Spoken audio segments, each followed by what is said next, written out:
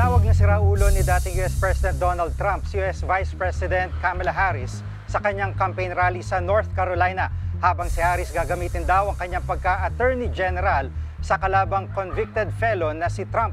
Narito ang Frontline News Abroad. Nagsimula na ang banatan ni US Vice President Kamala Harris at dating US Vice President Donald Trump sa kani-kanilang presidential campaign rally. Si Harris na isang dating Attorney General, ibinida ang kanyang record laban sa convicted felon na si Trump. I took on perpetrators of all kinds. Predators who abused women, fraudsters who ripped off consumers, cheaters who broke the rules for their own gain. So hear me when I say, I know Donald Trump's type.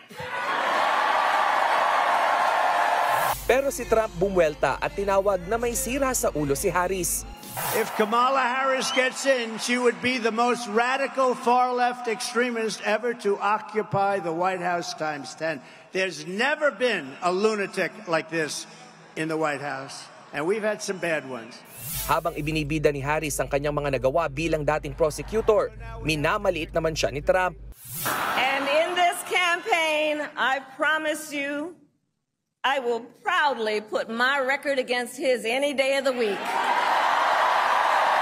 As a prosecutor, a really bad one. We don't want you here. We don't want you anywhere. Kamala, you're fired. Get out of here. You're fired. Ang may init na batuhan na yan ni Trump at Harris simula pa lang at siguradong mas titindi pa sa mga susunod na araw, lalo na sa kanilang presidential debate bago ang November 5 elections. Nagbabalita mula sa Frontline, Rainiel Pawid, News 5. Mga kapatid, Jiggy Manikad po, iba na ang may alam at may pakialam sa panahon ngayon.